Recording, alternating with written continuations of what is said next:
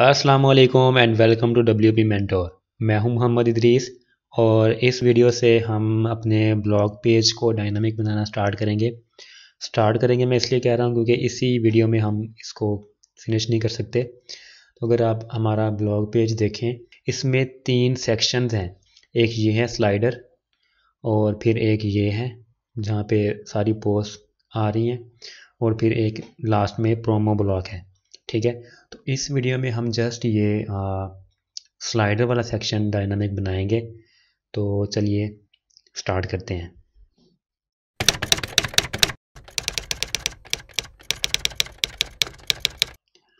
Okay, तो सबसे पहले ज़ाहिर है कि आपको ये जो पोस्ट हैं स्लाइडर वाली, इनको पोस्ट में ऐड करना है यहाँ पे। लेकिन इससे भी पहले जो ज़रूरी चीज़ है वो ये है कि हम यूज़र को एक ऑप्शन देंगे। अगर वो ऑप्शन को चेक करेगा तो वो वाली पोस्ट स्लाइडर में शो होगी। अगर वो वहाँ पे अगर यस कर देगा तो यहाँ पे शो होगी, अगर नो कर देगा तो यहाँ स्लाइडर में वो पोस्ट शो नहीं होगी। ठीक है, क्योंकि इसके लिए कोई ना कोई चेक तो रखना पड़ेगा ना। तो हम कस्टम फील्ड के ज़रिए से यूज़र को अलाउ करेंगे कि वो कोई भी पोस्ट यहाँ पे शो करवा सके स्लाइडर में। तो सबसे पहले हम कस्टम फील्ड में जाएंगे वो ऑप्शन ऐड करने के लिए। ऐड न्यू पे क्लिक करते हैं और इसका हम नेम रख लेते हैं पोस्ट स्लाइडर। ठीक है, और पोस्ट टाइप इसकी इक्वल टू पोस्ट ही है, यानी कि हम पोस्ट पे शो करवाना चाह रहे हैं इसको। इसका हम नेम यहाँ पे रखेंगे add this post to slider. ठीक है, अगर मैं क्वेश्चन मार्क लगा रहा हूँ, नीचे हम यूज़र को रेडियो बटन की मदद से 2 ऑप्शन देंगे, एक यस और एक नो। यस और दूसरा होगा नो। ठीक है, तो इसको हम हॉरिजॉन्टल कर लेंगे और बाकी ऐसे ही रहने देंगे। और एक चीज़ और, इसको हम पोजीशन इसकी जो है वो हम करेंगे साइड पे, मतलब ये साइड बार में शो होनी चाहिए। तो पब्लिश करने के बाद अगर हम पोस्ट में जाएं और ऐड न्यू करें, अब यहाँ पे नीचे आप देखेंगे कि एक फील्ड आ रही है add this post to slider, yes and no. ठीक है, तो ये यूज़र सेलेक्ट कर सकता है। अब एक पोस्ट मैं आपको जस्ट अपलोड करके दिखा देता हूँ। वैसे तो आपको पता ही होगा कि पोस्ट कैसे अपलोड होती है, लेकिन यहाँ पे मैं आपको बता रहा हूँ कि आपने कैसे फीचर इमेज वगैरह कैसे सेट करनी है और टाइटल कैसे। तो अगर आप चाहें तो यहाँ से फ्रंट एंड से भी कर सकते हैं, यहाँ से भी टाइटल ऐसे कॉपी कर सकते हैं। लेकिन मैं बैक एंड में कोडिंग में जाऊँगा और यहाँ पर आप देखें ये स्लाइडर है, टेल स्लाइडर, और ये यहाँ पे इसकी पोस्ट पड़ी हुई है। ठीक है, तो पहली पोस्ट का टाइटल ये है, इसको कॉपी कर लेते हैं और ये add this post slider yes कर देना है। इसके बाद फीचर इमेज इसकी, तो ये आप देख रहे हैं कि इमेज की लोकेशन ये है। ठीक है, पहले तो हमारा वो पीछे वाला पूरा वो आएगा, URL आएगा। उसके बाद यानी कि थीम के फोल्डर में इमेज का फोल्डर है, उसके अंदर ब्लॉग का फोल्डर है, ब्लॉग के फोल्डर में स्टिकी का फोल्डर है, और फिर उसके अंदर st-1.jpg पड़ी हुई है। तो मैंने ये इमेजेस इसकी ऑलरेडी गैलरी में अपलोड की हुई है। वैसे मैं आपको दिखा भी देता हूँ। ये देखिए ये st-1.jpg मैंने अपलोड की हुई है। लेकिन अगर आपने अपलोड करनी होगी तो आप अपलोड फाइल में जाएंगे, सेलेक्ट फाइल पर क्लिक करेंगे और ये आप लोकेशन देख रहे हैं यहाँ पे। ठीक है, ब्लॉग स्टिकी, तो यहाँ पे हमारी स्लाइडर वाली जो है पोस्ट की इमेजेस पड़ी हुई हैं। अभी हम फ़िलहाल इसको जस्ट यहाँ पे अपलोड कर देते हैं और अभी के लिए हमें कंटेंट वगैरह नहीं चाहिए, इसी को हम पब्लिश कर देंगे।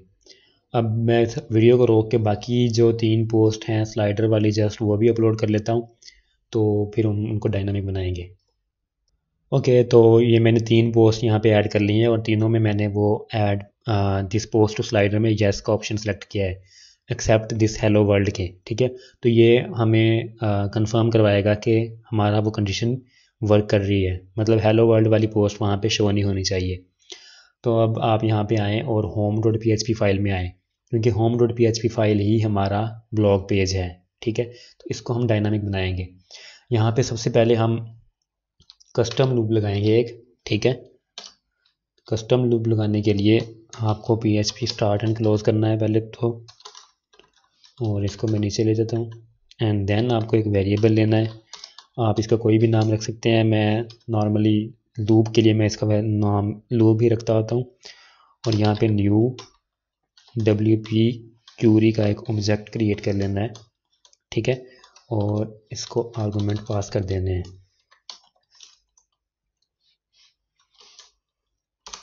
ठीक है। अब यहाँ पे पोस्ट टाइप, वैसे इसके लिए जो सबसे ज़रूरी मतलब जो इसको लाजमी चाहिए होता है वो जस्ट पोस्ट टाइप होता है। पोस्ट टाइप से भी क्यूरी चल जाती है, लेकिन हम इसको यहाँ पे कुछ और वेरिएबल भी एट्रीब्यूट भी पास करेंगे। पोस्ट टाइप पोस्ट होगी। अब हम इसको कह रहे हैं कि जस्ट वो वाली पोस्ट जो है वो उनको गेट करे जहाँ पे यूज़र ने वैल्यू यस सेलेक्ट की हो, ठीक है। तो उसके लिए देखें ये कंडीशन हम लगाएंगे मेटा अंडरस्कोर की।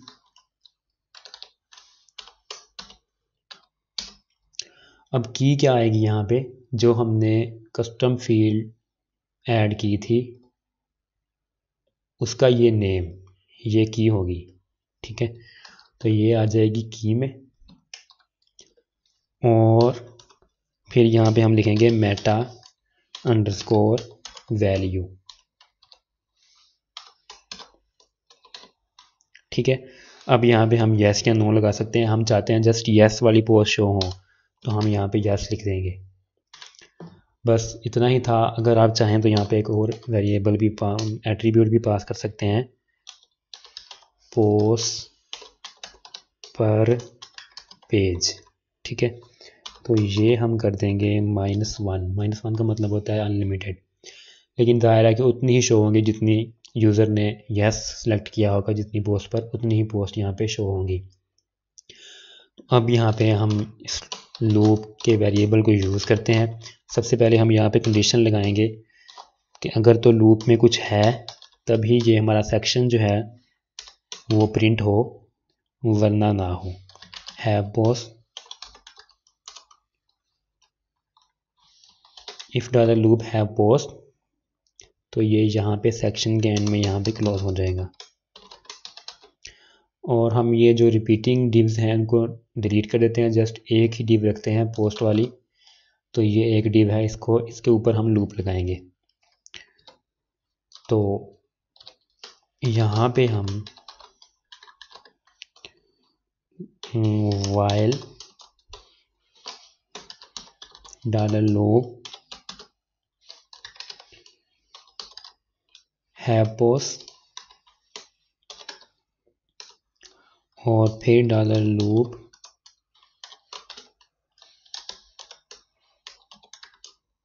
दी पोस्ट, ओके। और ये लूप यहाँ पे एंड हो जाएगा। अब हमने इसकी दरमियान वाली चीज़ों को डायनामिक बनाना है। सबसे पहले फीचर इमेज है, उसके लिए हम पहले चेक लगाएंगे अगर तो फीचर इमेज लगी हुई है तभी यहाँ पे शो हो।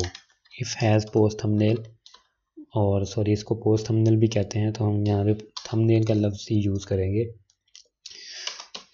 अगर तो इसका थंबनेल है तो उसका URL यहाँ पे शो हो जाए, दी पोस्ट थंबनेल URL,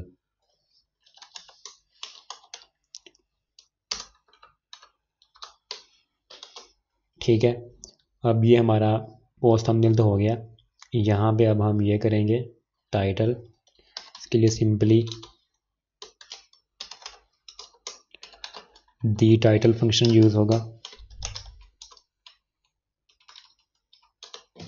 ठीक है। और यहाँ पे आ जाएगा दी परमालिंक,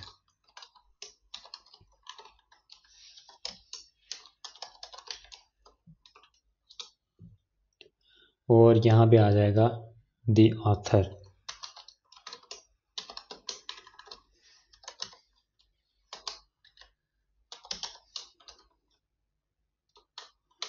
अब यहाँ पे हमने लिंक देना है ऑथर की पोस्ट का, ठीक है।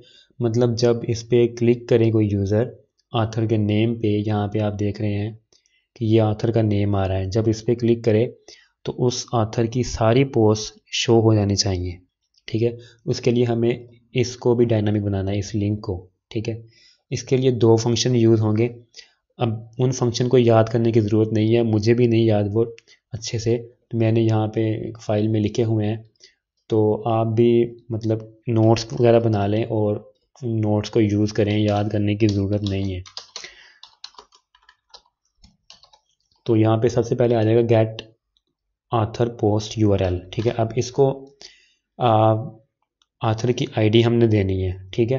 तो उसके लिए हम फिर ये वाला पैरामीटर, ये वाला फंक्शन जो है, इस फंक्शन के अंदर पास कर देंगे, सॉरी पास कह दिया मैंने। तो यहाँ पे और एको लगा देंगे, ठीक है, क्योंकि गेट लगा हुआ था तो यहाँ पे हम एको लगाएंगे। अब एक चीज़ और रह गई है, डेट, ठीक है। अब डेट के लिए नॉर्मली जो फंक्शन यूज़ होता है वो होता है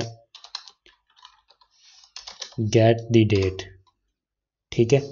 लेकिन यहाँ पे हमें, आपने देखा होगा, अभी तो मैंने वो रिमूव कर दिया है, यहाँ पे हमें जस्ट डे और मंथ के पहले 3 लेटर्स चाहिए, ठीक है। हमें फॉर्मेटेड डेट चाहिए अपनी मर्ज़ी के हिसाब से।